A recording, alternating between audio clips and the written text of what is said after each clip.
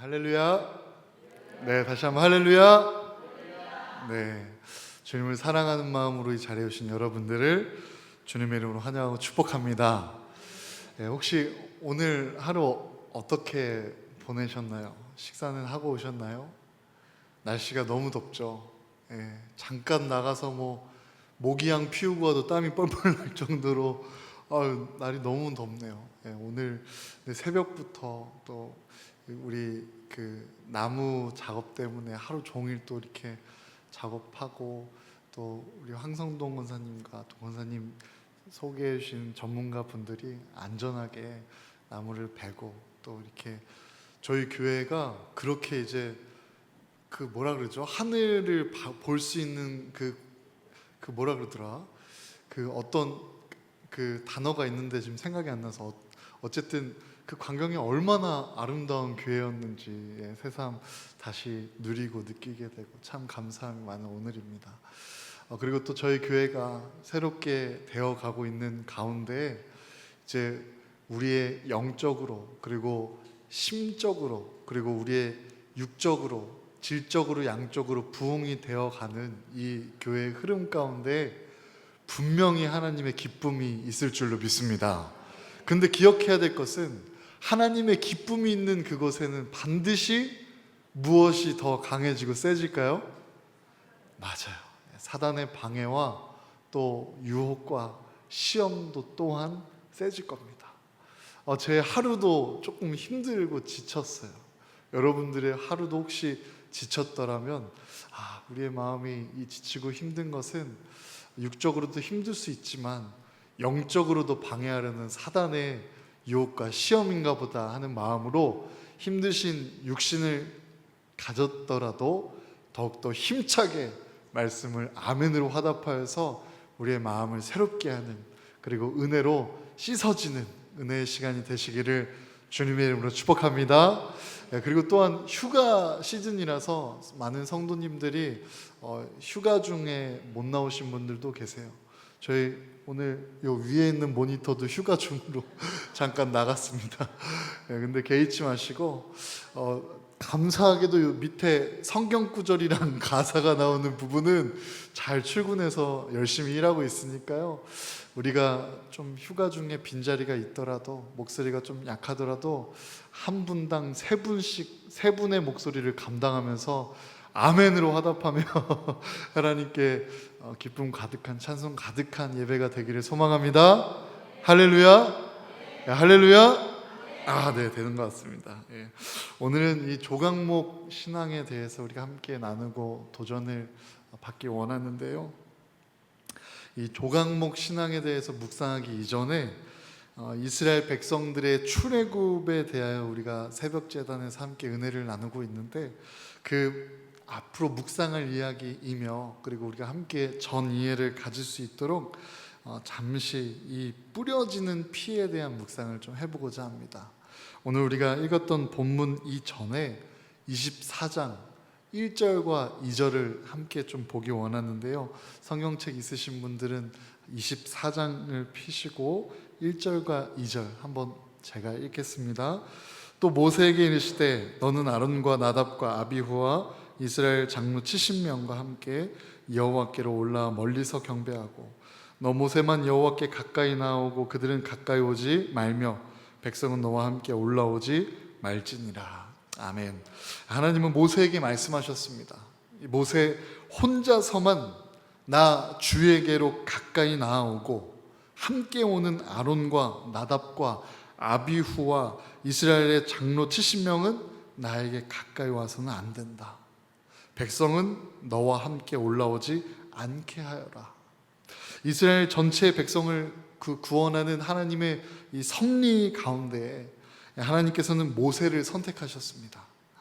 이는 마중물과 같은 원리로서 이 신실하고 진실하며 순종하는 이 믿음의 사람 모세를 통해 하나님께서는 당신의 언약을 이루어 가셨습니다. 하나님의 구원의 역사에 사용되는 사람들은 이 구약에서 제사장, 또 선지자, 예언자들을 통하여 하나님의 뜻을 우리에게 계시해 주시고 또 선포해 주시고, 이는 기름 부음 받은 자로서 구별되어서 하나님께 쓰임받는 자로 하나님의 뜻을 드러나는 때에 그 뜻을 함께 민족들과 백성들과 나누며 하나님의 뜻으로 구원으로 인도하는 역할을 감당하게 되는 것입니다. 그렇다면 지금 이 시대에 우리에게 있어서 이 기름 부음 받은 자는 누구일까요? 목사인 저일까요? 돌아왔네요. 네, 휴가를 복귀했습니다. 목사인 저일까요? 네, 저일 수 있겠죠. 하지만 저는 믿음으로 선포하고 고백합니다. 이 시대에 기름 부음 받은 자는 예수 그리스도를 믿고 영접하여 성령 충만한 그리스도인 된 우리들일 줄로 믿습니다. 우리는 함께 하시는 이 성령님을 통해 기름 부음 받은 자로서 왕 같은 제사장으로서의 부르심을 받은 하나님의 자녀요, 또 선택받은 백성입니다.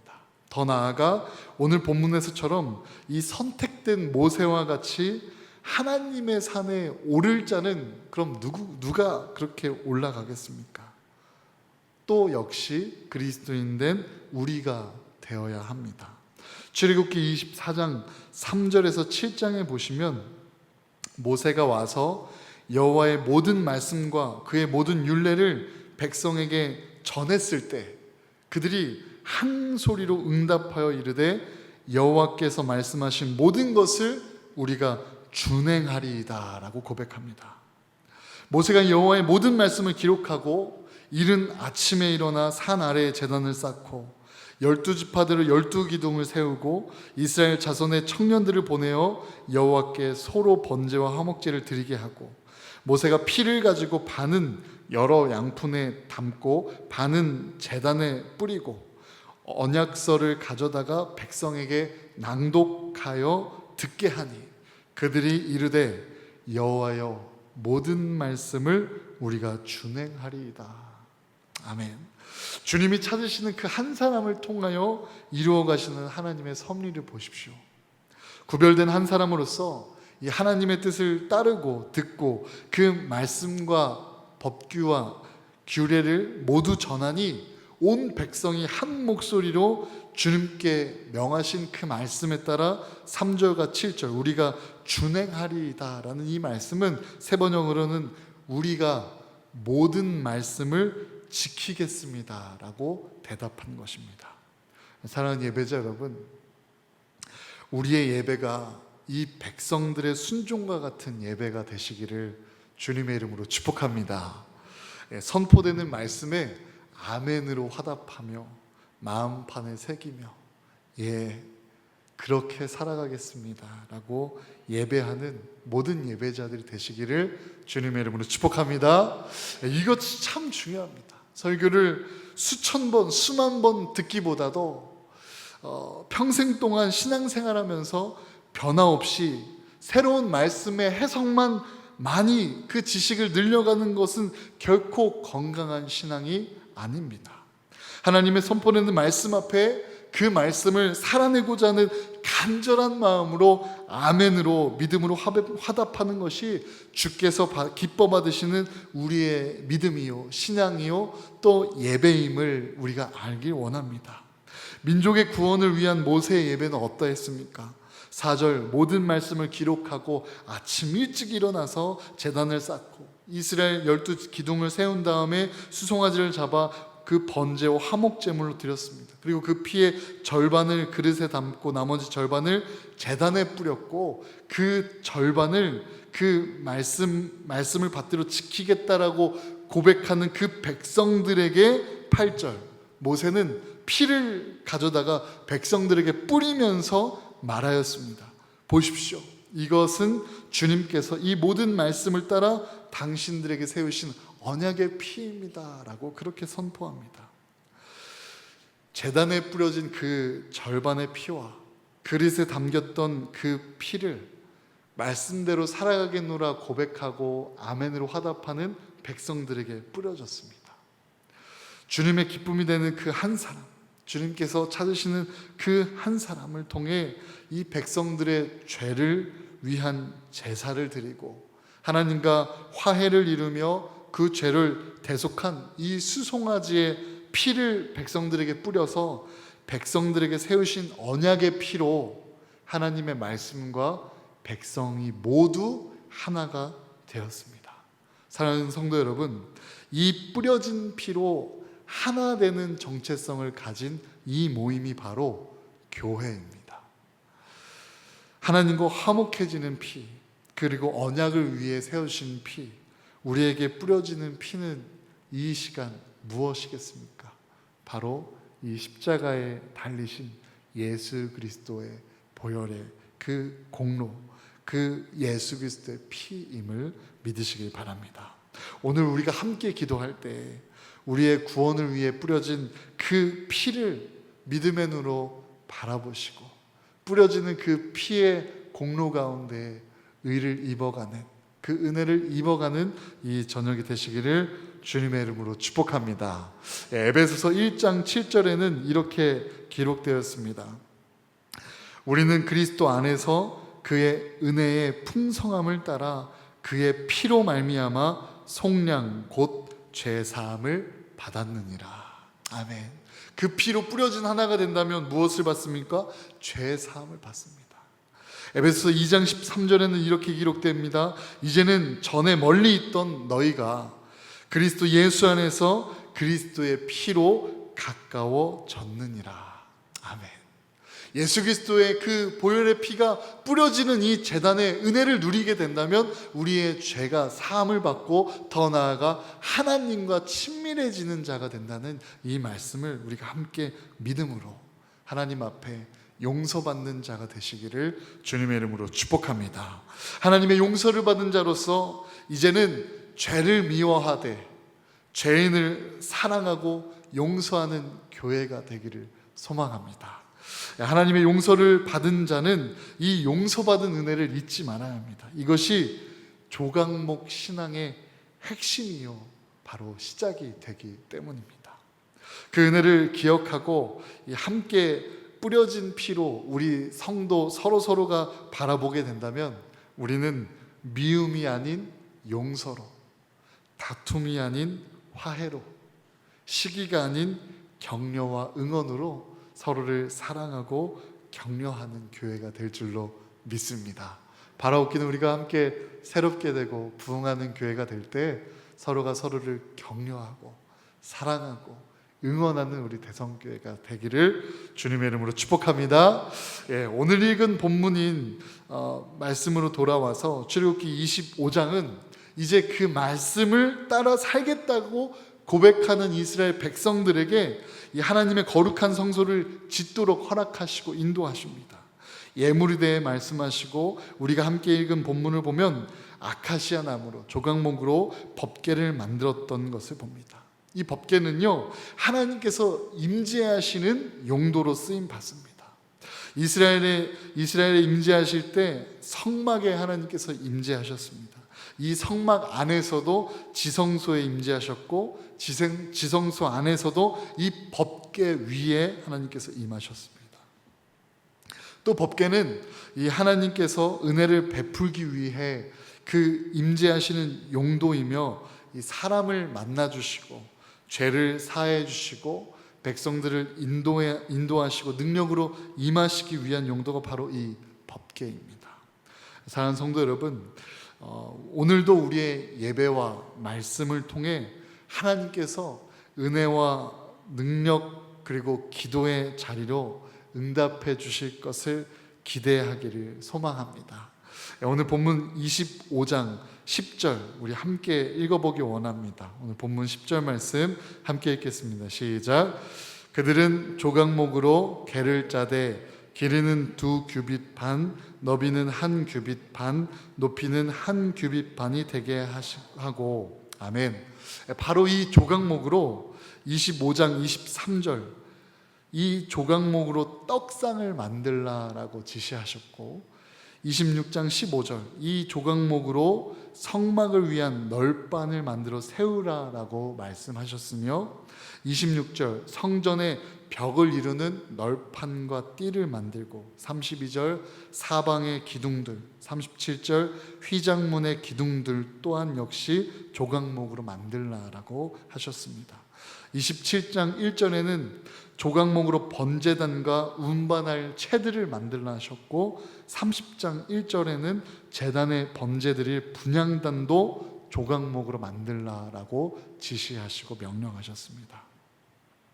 출애굽기에서 이 조각목에 대한 말씀은 총 26번 기록되어 있습니다. 하나님께서 임재하시고자 구별한 그 특별한 장소에, 그 성소에 사용되는 모든 기구를 왜 조각목으로 만들라라고 하셨을까요? 오늘 우리가 그 이유를 알기 원합니다.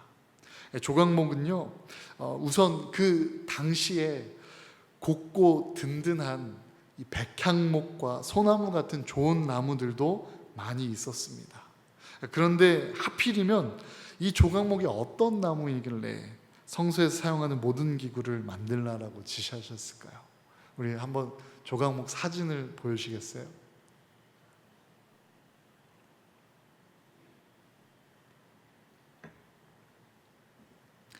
휴가를 갔다 와서 온전하게 나무를 볼 수 있게 됐어요. 조각목은 이렇게 생겼어요. 조금 특이하게 생겼죠? 히브리어로는 시띠나무라고도 불리고, 이 조각목은 가시가 아주 많고 또 주로 거칠고 메마른 사막 같은 곳에 광야나 들판에서 자라는 아카시아 나무의 일종이라고 합니다. 주로 이 햇볕이 뜨거운 곳에 분포되어 있습니다. 조각목 나무의 이 모양은 마치 이 펼쳐놓은 우산과 같아서 키가 2m에서 6m까지 자라게 됩니다. 나무 껍질은 붉은 갈색이고 이 가지마다 이 짧고 구부러진 긴 가시는 약 10cm에서 15cm 정도로 크고 날카롭고 낚시 바늘 마냥 살짝 굽어 생겨서 보이는 게 혐오스럽게까지 생기게 되었습니다. 이 시띠나무는 볼품없고 또 가시로 찔리게 하여 고통만 주는 나무입니다. 거기다가 광야의 비바람에 시달려 올바로 곧게 자란 나무가 거의 없고 비뚤어지고 옹이가 많습니다. 그러므로 조각목은 결과적으로 아무 데에도 쓸모없는 나무입니다. 땔감으로밖에는 어디 사용할 수도 없는 나무인데, 그런데 잘 타지도 않아서 땔감도 환영받지 못하는 나무가 바로 이 조각목입니다. 이 나무는 이 가지가 밑동부터 여러 갈래로 올라오게 되어서 결코 건축 자재로나 가구를 만드는 목재로 마땅한 나무가 아닐 뿐더러 거의 사용할 수도 없었습니다. 그런데 하나님께서는 왜 볼품없고 쓸모없는 이 조각목으로 이 성소의 성물들, 법궤, 널판기둥, 번제단, 이 채, 분향단 등 이 하나님께 화목제와 번제와 모든 제사를 올려드릴 때 그 하나님의 임재가 누려지는 그 거룩한 곳에 기구와 그 성물들을 만들라라고 하셨을까요? 하나님께서는 이 조각목으로 만들고 그 후에는 또한 이러한 말씀을 하셨습니다. 오늘 본문 11절인데요. 우리 함께 읽어볼까요? 11절 시작.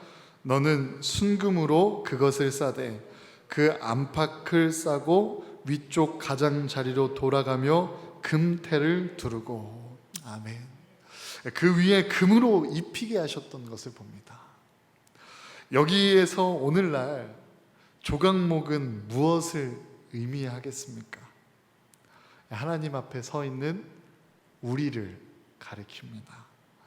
생각과 또 마음과 말투와 이 표정과 이 삶의 내용이 비뚤어지고 또 휘어지고 뒤틀리는 우리들, 가시와 옹이로 가득하여 볼품없고 쓸모없는 조각목 같은 우리들, 하나님을 떠나 죄로 물들어서 영원히 죽을 수밖에 없는 버림받게 될 수밖에 없었던 우리들. 금으로 씌우라 하심은 우리의 허물과 상처를 덮는 하나님의 은혜를 의미합니다. 따라서 하나님께서 쓰시기만 하신다면 아무리 천한 것이라도, 천한 사람이라도 귀한 자가 될 수 있음을 성경은 우리에게 가르쳐주고 있습니다. 고린도전서 1장 27절에서 29절은 하나님 앞에 우리의 건강함과 지혜와 힘이 얼마나 보잘것없는 것임을 더욱 자세히 가르쳐주고 있는데요. 세 번역으로 이렇게 기록되어 있습니다. 지혜 있는 자들을 부끄럽게 하시려고 세상의 어리석은 것들을 택하셨으며 강한 것들을 부끄럽게 하시려고 세상의 약한 것들을 택하셨습니다. 하나님께서는 세상에서 비천한 것들과 멸시받는 것들을 택하셨으니 곧 잘났다고 하는 것들을 없애시려고 아무것도 아닌 것들을 택하셨습니다. 이리하여 아무도 하나님 앞에서는 자랑하지 못하게 하시려는 것입니다. 아멘. 사랑하는 예배자 여러분, 하나님께서 아무데도 쓸모없는 죄인일지라도 하나님께서 쓰시기만 한다면 이 성전에, 이 세상에 귀한 일꾼이, 귀한 하나님의 자녀가 됨을 믿으시길 바랍니다. 부족한 자를 들어 사용하신 하나님, 약점이 한없이 많은 자를 쓰신 하나님, 그분이 우리의 하나님이심을 믿으시길 소망합니다. 이것이 은혜입니다. 자격 없는 이에게 허락된 사랑, 우리는 이 사랑을 알고 깨닫고 닮아가야 하며 전해야 하고 이 사랑으로 살아가야 할 줄로 믿습니다. 제가 목사 안수를 위해 기도할 때도 딱 이런 상황과 같았어요. 제 인생을 보면 볼수록, 제 인성을 보면 볼수록, 제 성격을 보면 볼수록 조각목 같은 거예요. 어디에도 쓸데없고, 괜히 나 때문에 성도님이 시험 들면 어떠지? 나 때문에 동역자들이 시험 들어 떨어지면 어쩌지? 나 때문에 우리 가정이 시험 들면 어쩌지? 뭐 그런 생각만 가득한 저에게 하나님께서 제 기도에 그런 말씀과 음성과 그런 응답과 감동을 주셨어요. 자격을 주는 이가 누구냐? 그 자격을 주는 이가 누구냐?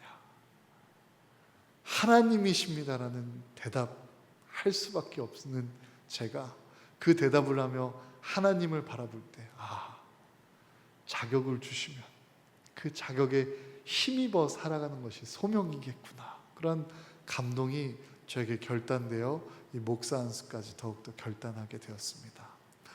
제 친척 동생, 사촌 동생이 하루 전에 놀러 왔어요. 지금 군복무 중에 있는데 휴가 때 저희 아이들과 또 교회 보고 싶다고 잠깐 놀러 와서 놀다 갔는데 모건대학교를 다니고 신학 공부를 하고 있어요. 그 친구도 그러더라고요. 하나님께 자신이 목회를 해야 될지 잘 모르겠다고, 그리고 나 같은 사람이 목사가 되어야 할지도 고민이라고. 그래서 저는 그 친구에게 그렇게 대답했습니다. 그 시간이 너무 필요하다고. 억지로 빠르게 결단하지 말고 소명을 다지는 시간이니까 하나님께 기도해 보라고, 같이 기도해 보겠다고. 그 친구뿐만이 아니라 저 여러분 모두가 이 하나님의 소명 앞에 우리에게 자격을 주시는, 자격 없는 우리에게 그 사랑을 주시는, 그 은혜를 주시는 이 하나님의 사랑을 우리가 함께 알고 맛보아야 될 줄로 믿습니다. 결국 이 조각목 신앙이라는 것은요, 첫째로 이 조각목이 배임을 당해야 하듯이 그 목재로, 가구로 쓰이려면 계속 깎여야 하듯이 우리도 조각목처럼 계속 깎이고 죽어야 됩니다.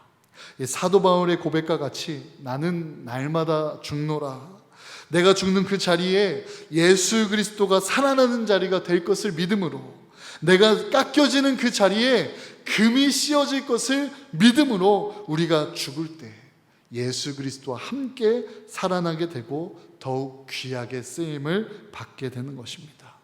예수님께서 우리에게 보여주셨던 그 기도 중에 늘 우리가 도전하는 이 겟세마네 기도를 다시 한번 기억해 보십시오.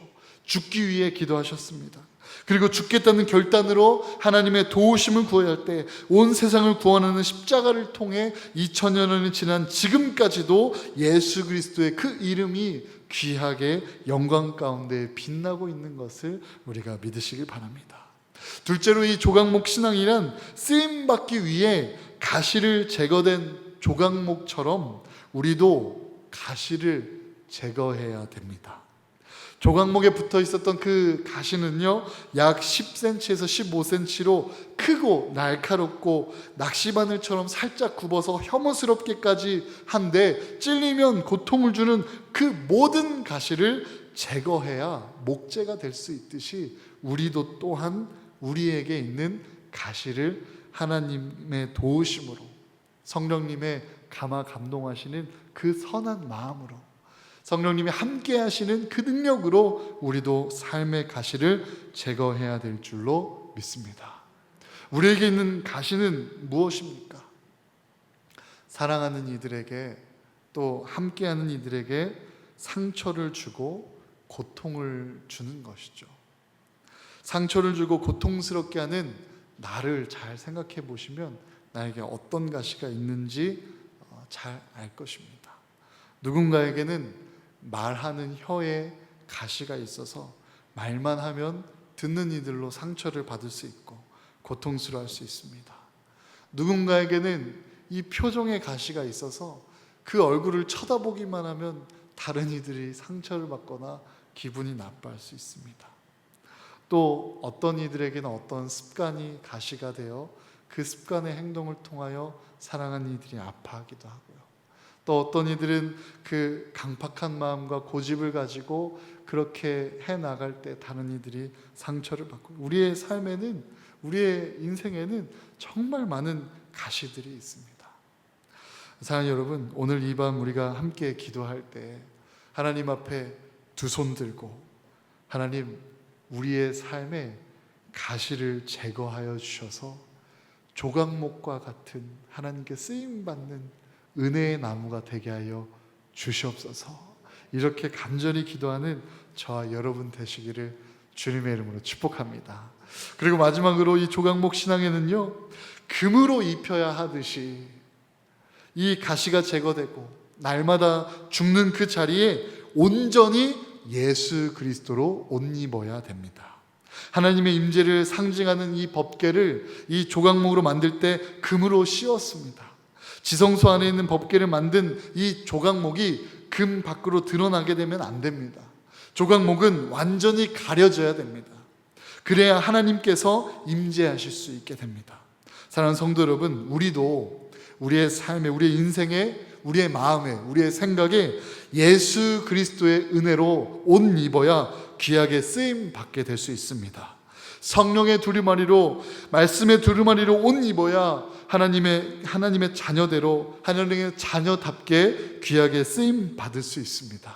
나는 그 예수 그리스도의 은혜에 십자가 밑에 감추어지고 오직 예수 그리스도만의 영광이, 그 예수 그리스도의 능력과 은혜만이 우리의 삶에 나타나는 이 소금과 같은 정체성을 분명히 하는 모든 성도님들이 되시기를 주님의 이름으로 축복합니다. 조각목에게 있어 유일한 장점이 있다면, 단점이 곧 장점이 되는데, 목질이 단단하고 내구성이 강하게 되어서 변함이 없다라는 것이죠. 목질이 견고해서 오랜 세월 동안 썩지 않는다고 합니다.